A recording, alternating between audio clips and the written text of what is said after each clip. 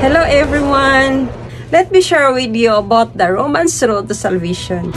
What is the Romans road to salvation? It is the way to explaining the good news about the salvation. So, it is using verses from the book of Romans. So, atong paminawon kung giun sa pagpasabot ang maong dalan paingon sa kaluwasan. Okay, we have the 4 questions here. Number 1 is why we need salvation. Okay, number 2, how God provided salvation. And number 3, how we can receive the salvation. And the last is, what are the results of salvation? Okay, here's our question number 1, why we need salvation. In Romans 3:23, for all have sinned and fall short of the glory of God.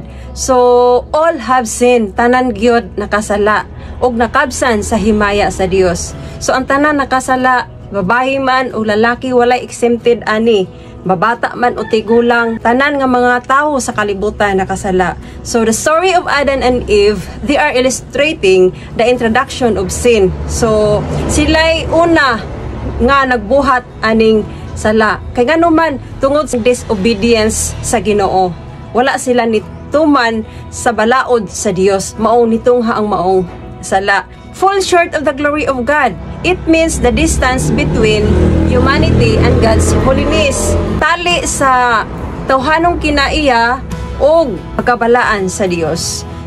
Arita sa second question, how God provided salvation.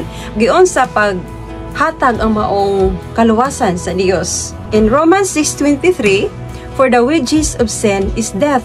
So ang bayad sa sala maong kamatayon. The gift of God is eternal life in Christ Jesus our Lord. So, ang gasa sa Ginoo mao ang kinabuhi nga walay katapusan. Diha lamang kang Kristo Jesus nga atong Dios. So, ang punishment di ay sa maong sala mao ang kamatayon. Dili ni siya physically nga mamatay ka, pero eternal separation from God spiritually. Ito na di punishment. Tao gani nga makasala, doon nagyoy kanang silot or ipahamtang nga balaod na silot ngadtoan ang tawhana. So mao ni nga ang sala nga nitungha sa kalibutan. So ang solusyon di ay sa maong sala, kay mo ni pinakadako nga problema sa kalibutan ang sala. Because of the free gift of Jesus Christ is eternal life. Mao ni siya ang gi-offer sa Ginoo. Free gift, ang gasa nga gihatag sa Ginoo mao ang kinabuhi nga walay katapusan. No, anak kanindot no ang pagkamatahom sa Dios alang sa mga katawhan. Aduna pay gasa nga gihatag sa Ginoo nga mao ang kinabuhi nga walay katapusan. Okay, in question number 3, how we can receive the salvation. Kung isa man nato pagdawat ang maong kaluwasan.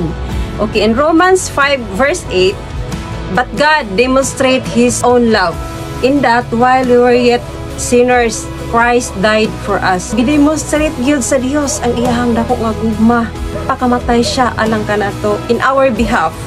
So tungod sa kadako sa iyang gugma, sa John 3:16, for God so loved the world that He gave His only begotten Son, to ever believeth in Him should not perish but have everlasting life. No, iyang gihatag, iyang gipadala dinhi sa kalibutan ang iyahang bugtong anak na si Jesus. Ano siya solusyon sa maong problema sa kalibutan. Doon ay purpose nga iyang gipadala sa kalibutan, mao ang pagluwas sa mga katawhan.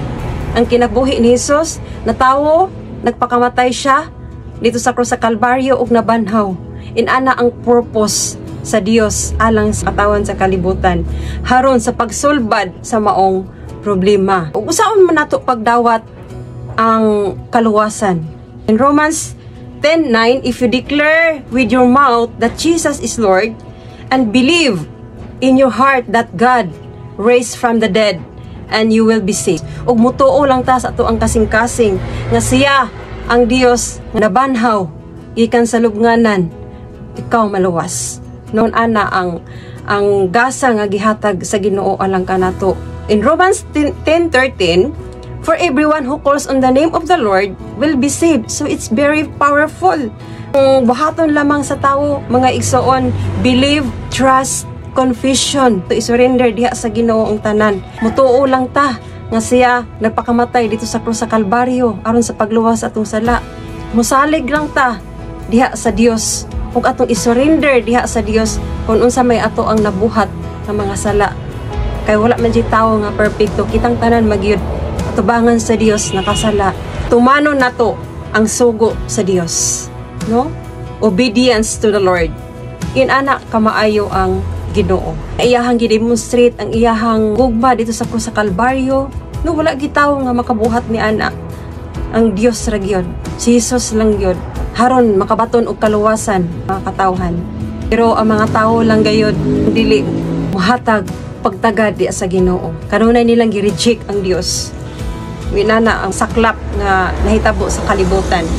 So dirita sa last question, what are the results of salvation? In Romans 5 verse 1, therefore, since we have justified through faith, we have peace with God. Pinaagi sa itong pagtuo, makaplaga na to ang kalinaw diha kang Kristo. So doon na natay maayong relasyon diha sa Ginoo.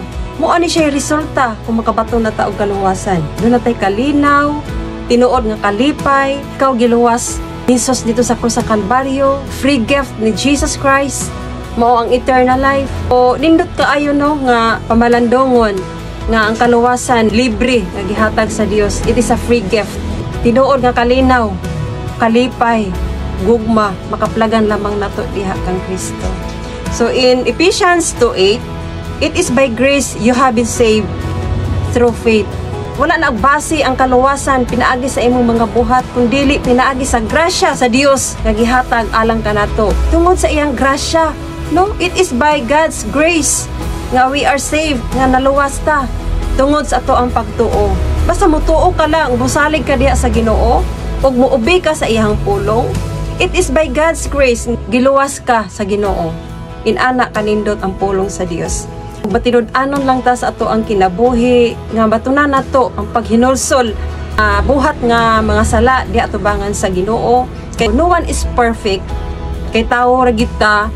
So, kinahanglan ta og assurance diha sa kaluwasan. Mo na ang grasya sa Dios nga iyahang gipadala ang iyahang bungtong anak dinhi sa kalibutan aron sa pagluwas sa tanan nga mga katawhan. Tanan, wala gigipili. So, inana ka powerful ang gasa sa Ginoo nga it is a free gift. Pero ang mga katawhan sa pagkakaron nga panahon makasusubo kaayong palandongon nga wala nila tagaay og bili ang baliyo nga ihatag sa Dios alang kanato ang maong kinabuhi nga walay katapusan. So nagpatuyang laman, walay pagpakabana sa pulong sa Ginoo, kabahin sa kaluwasan, tungod kay nagpatuyang sila sa pagpadayon sa pagbuhat sa maong sala dinhi sa kalibutan. So gibayran naman ni Jesus ang tanan nga mga sala tungod sa iyang grasya. Pero ang tao lang maiwala magpakabana sa maong gasa nga gihatag sa Ginoo alang kanato. So iyon ana ang ato ang nasabtan kabahin sa kaluwasan. So giun sa paghatag ang kaluwasan sa Dios o unsaon nato pagdawat ang kaluwasan o ang mga bunga o ang resulta sa maong kaluwasan. Okay, so I hope nga nasabtan ninyo ang pulong sa Ginoo. It is very important nga masayra nato ang maong kaluwasan. Kay daghan pagyud kaayo nga mga tawo karon nga wala sila makasabot maayo sa maong pulong sa Dios, sa maong kaluwasan, unsa ng kaluwasan. I hope nga ang tanan na panalanginan sa maong summary nako nga explanation about salvation. So, I hope nga maka-take note mo sa mga verses nga akong gi-share ninyo ug inyong i-review sa inyong tasatag sa kaugalingon. Ug ang Dios magapanalangin sa inyong makasing-kasing ug hunahuna alang sa paghatag ug paglamdag, paghatag og kaalam sa pagsabot sa maong mga pulong sa Dios nga akong gi-share diha kaninyo. God bless everyone. Thank you for watching.